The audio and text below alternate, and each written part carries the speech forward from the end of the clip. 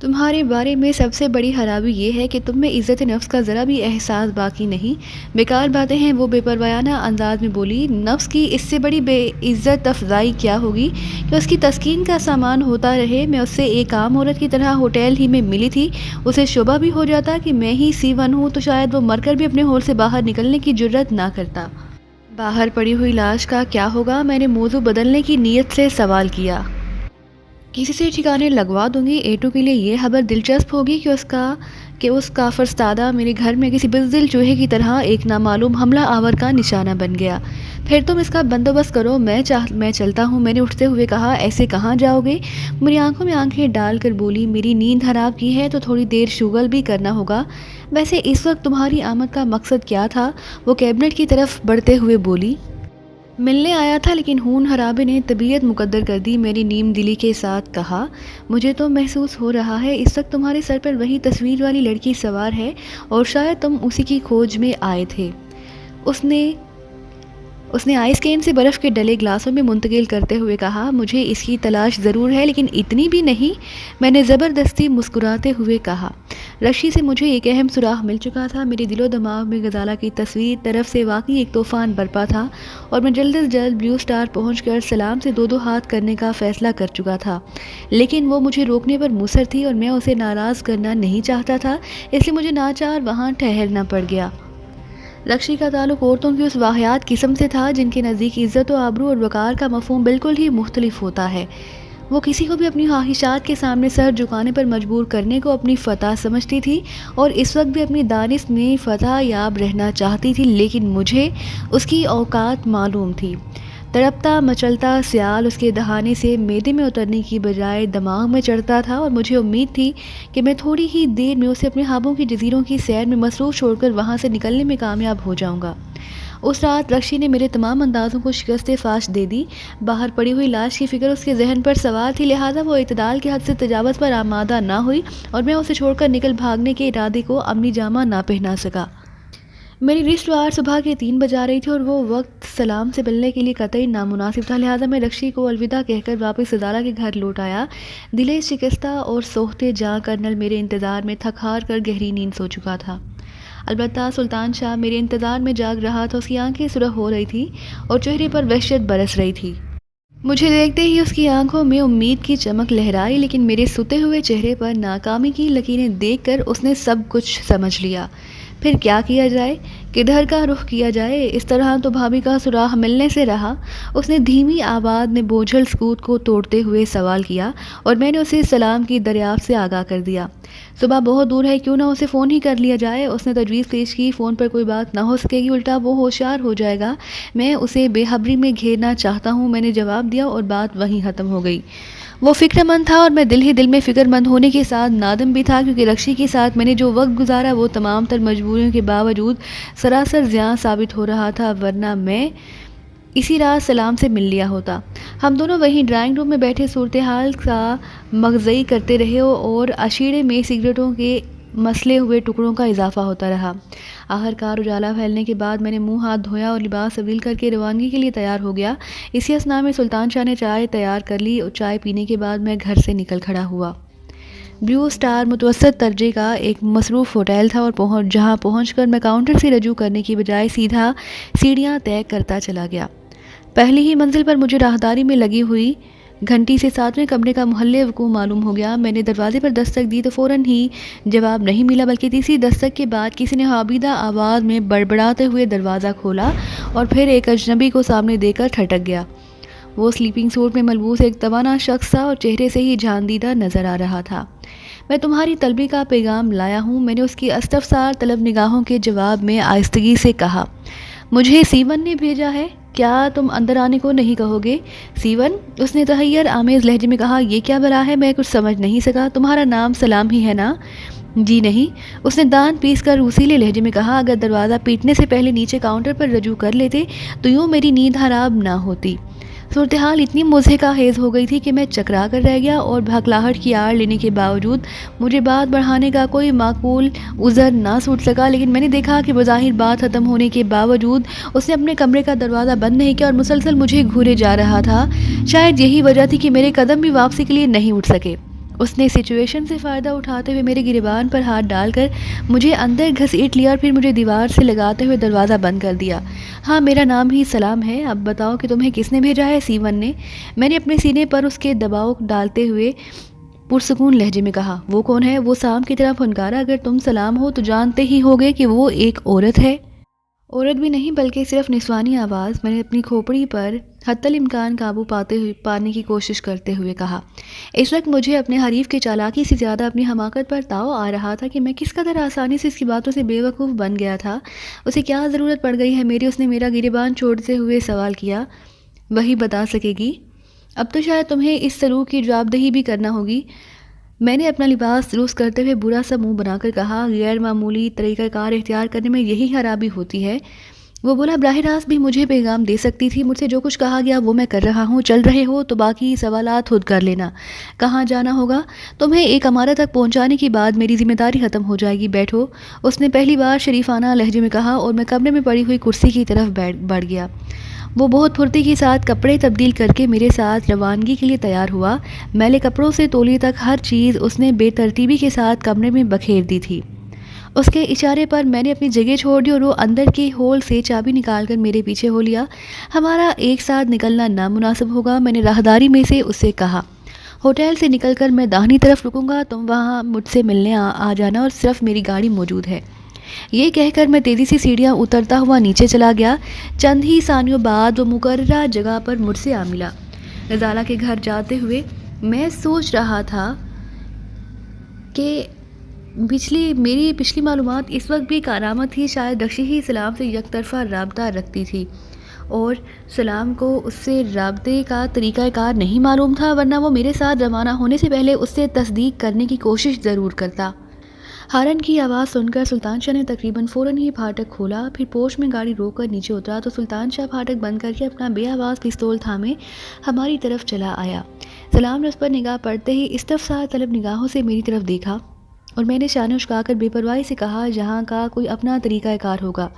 ہاتھ اوپر اٹھاؤ، اس نے متذبذب ہو پا کر سلطان شاہ نے قریب پہنچ کر گراتے ہوئے کہا۔ سلام ہاتھ اٹھائے بغیر اسے سرد اور قہر آلود نگاہوں سے گھورتا رہا اور سلطان شاہ اس پر ہاتھ چھوڑ بیٹھا۔ اس کا بایاں ہاتھ پوری قوت سے سلام کے جبڑے پر پڑا اور وہ لڑکھڑا کر کئی قدم پیچھے ہٹ گیا۔ یہ کیا ہو رہا ہے؟ اس نے غضبناک لہجے میں مجھ سے سوال کیا تو اس کے دھانے کی دونوں طرف سے خون کی پتلی پتلی دھاریں بہہ رہی تھی۔ استقبال، میں نے سرد لہجے میں کہا اور اسی کے ساتھ اس کی پنڈلی پر ایک ٹھوکر رسید کی۔ وہ بلبلا کر نیچے جھکا اور سلطان شاہ نے جھپٹ کر اسے فوراً ہی دبوچ لیا تو اب ورنہ وہ اپنی جیب سے ریوالور نکال لیتا۔ اسے لے کر پختہ روش پر گرتے ہوئے سلطان شاہ نے اپنا بے آواز پستول میری طرف اچھال لیا اور پھر وحشیانہ انداز میں اس پر ٹوٹ پڑا۔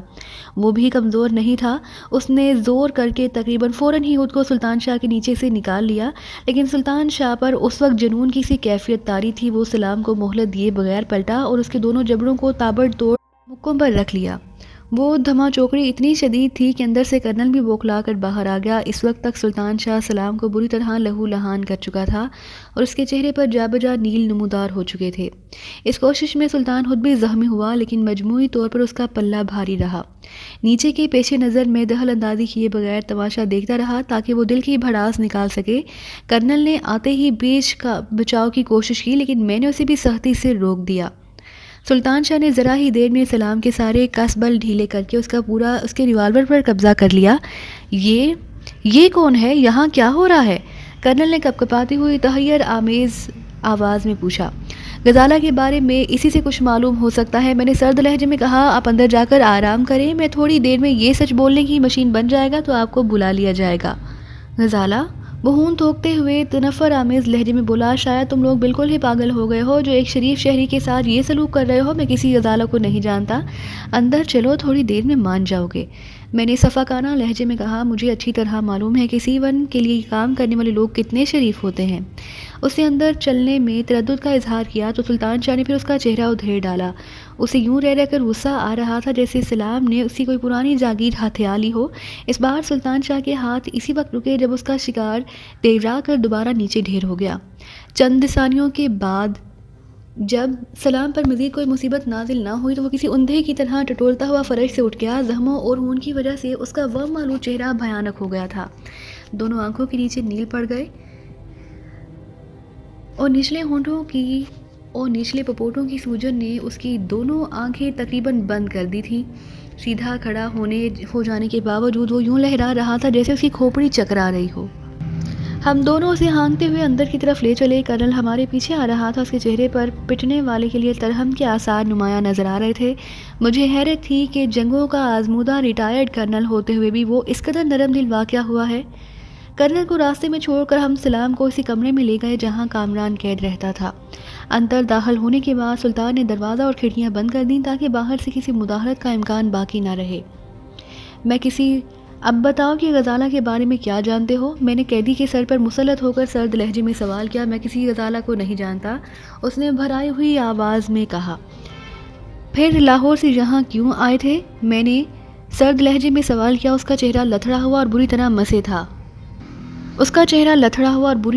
تھا جس کی بنا پر اس کے تاثرات کا اندازہ لگانا دشوار تھا، لیکن پھر بھی میں نے محسوس کیا کہ وہ میرا سوال سن کر چونک پڑا تھا۔ لاہور سے میرا یہاں تبادلہ ہوا ہے؟ آخر تم کون ہو اور مجھ پر کس بات کا شبہ کر رہے ہو؟ اگر تنظیم میں تم ذرا سے بھی اہم مقام کے حامل ہو تو مجھے ضرور پہچان لو گے۔ میرا نام ڈینی ہے، میں نے ایک ایک لفظ پر زور دے کر کہا۔ میں جانتا ہوں، اس نے بلا تامل اقرار کیا۔ تمہارا نام میرے لیے نیا نہیں، مجھے تمہاری ہی تلاش میں یہاں سیون کے پاس بھیجا گیا۔ شاید پہلے تم بھی ہمارے ہی ساتھ تھے، اور وہ تصویر جو تمہیں دی گئی تھی۔ مجھے کوئی تصویر نہیں دی گئی، وہ دو ٹوک لہجے میں بولا۔ اس چھت کے نیچے ہم تمہیں ذبح بھی کر دیں گے تو تمہاری مدد کو کوئی نہیں آئے گا۔ میں نے سخت لہجے میں کہا، بہتر یہی ہے کہ جو کچھ جانتے ہو بلا تکلف بتاتے جاؤ، ورنہ آرزو کے باوجود آسانی کے ساتھ موت کو بھی گلے نہ لگا سکو گے۔ زبردستی جو کہلوانا چاہو کہنے کے لیے تیار ہوں، اس نے بے بسی کا مظاہرہ کرتے ہوئے کہا، ورنہ سچی بات یہ ہے کہ میں نہ غزالہ کو جانتا ہوں، نہ کسی تصویر کے وجود سے واقف ہوں۔ مجھے اندازہ ہو گیا کہ وہ سفید جھوٹ بول رہا تھا۔ اگر وہ غزالہ سے لا علمی کے ساتھ یہ مان لیتا کہ اسے لاہور سے چلتے ہوئے ایک تصویر دی گئی تھی تو شاید میں فریب کھا جاتا، کیونکہ رکشی مجھے بتا چکی تھی کہ سلام قتل اور اغوا کے معاملات میں ماہر تصور کیا جاتا تھا، اور اسے لاہور سے خاص طور پر غزالہ کی تلاش کے لیے بھیجا گیا تھا، اور جس طرح اپنی آمد کے بنیادی مقاصد سے گریز کر رہا تھا۔ اسی بنا پر مجھے کبھی شبہ ہونے لگا کہ غزالہ کی گمشدگی میں اگر اس کا ہاتھ نہیں تو وہ اس بارے میں کم از کم کوئی اہم بات ضرور جانتا تھا۔ یہ اس طرح نہیں مانے گا، سلطان شاہ نے غصیلے لہجے میں کہا۔ مار کھانے کے معاملے میں بہت ڈھیٹ اور پکا معلوم ہوتا ہے۔ میں اس کے کان کاٹنے سے ابتدا کرتا ہوں، پھر دیکھوں گا کہ کب تک یہ خاموش رہتا ہے۔ ٹھیک ہے، چھری اور پیسی ہوئی مرچیں لے آؤ، میں نے اس سے اتفاق کرتے ہوئے پرسکون لہجے میں کہا، اور وہ دروازہ کھول کر باہر چلا گیا۔ میں کہہ رہا ہوں کہ تم اپنا وقت برباد کر رہے ہو، سلطان شاہ کے چلے جانے کے بعد اس نے بھرائی ہوئی آواز میں کہا۔ تشدد کے بعد بھی اگر تم کچھ اگلوانے میں کامیاب ہو بھی گئے تو وہ جھوٹ اور گمراہ کن ہوگا۔ جھوٹ اور سچ میں تمیز کرنا میرا کام ہے، اور میں تمہارے مخصوص پیشوں سے بھی اچھی طرح واقف ہوں۔ ایک قاتل کو اذیت دیتے ہوئے ہلاک کرنے میں مجھے کوئی تامل نہ ہوگا۔ یہ یاد رکھنا کہ مرنے کے بعد تمہارے وارث بھی تمہاری لاش کی شناخت نہیں کر سکیں گے، اور تم لاوارث قرار دے کر کسی گڑھے میں دبا دیے جاؤ گے۔ نہ جانے یہ میری روح فرسا منظر کشی کا رد عمل تھا، یا وہ پہلے ہی آخری کوشش کا فیصلہ کر چکا تھا کہ وہ مجھ پر ٹوٹ پڑا، اور اس ملے میں پستول میرے ہاتھ سے نکل گیا۔ اس نے چھوٹتے ہی میری گردن دبوچنے کی کوشش کی، لیکن اپنی ناک پر پڑنے والی بھرپور ٹکر سے تیڑا کر کراتا ہوا پیچھے ہٹ گیا۔ میں نے پوری قوت سے اس کے پیٹ میں لات ماری، اور وہ حلق سے کریہا آوازیں نکالتے ہوئے ماہی بے آب کی طرح فرش پر تڑپنے لگا۔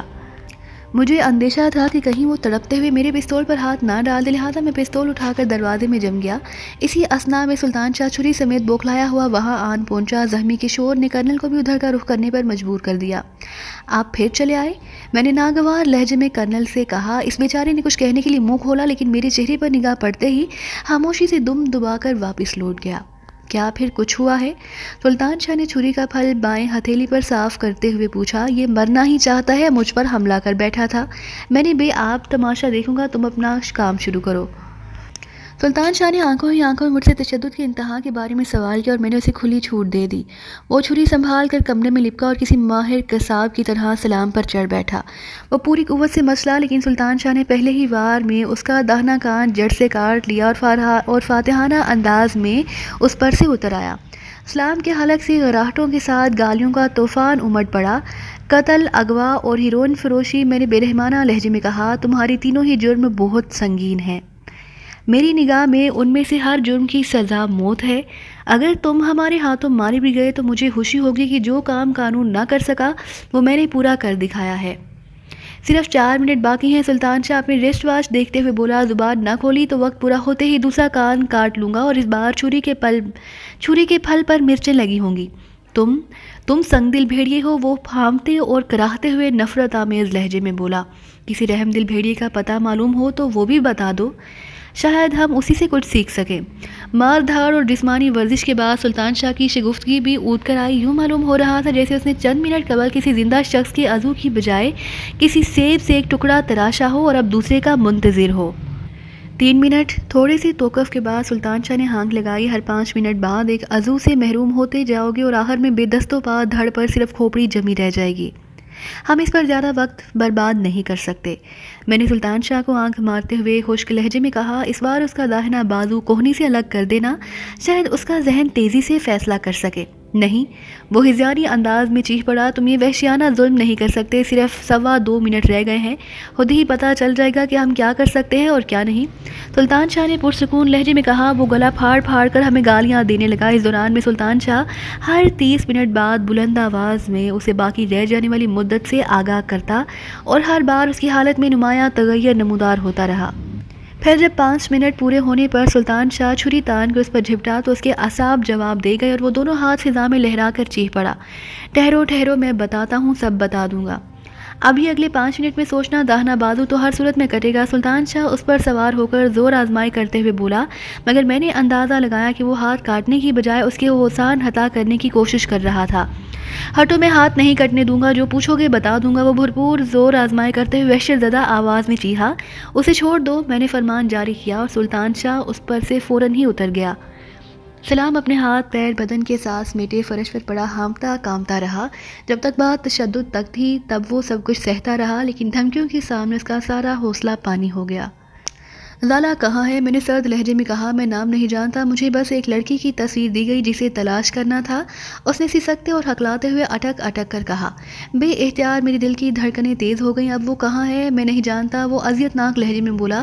میں تمہیں سب کچھ بتا دوں گا، لیکن اس بات کی کیا ضمانت ہے کہ معلومات حاصل کرنے کے بعد تم مجھے زندہ چھوڑ دو گے؟ نہ کوئی ضمانت ہے، نہ وعدہ، تمہارے مستقبل کا انحصار صرف ہماری مرضی پر ہوگا۔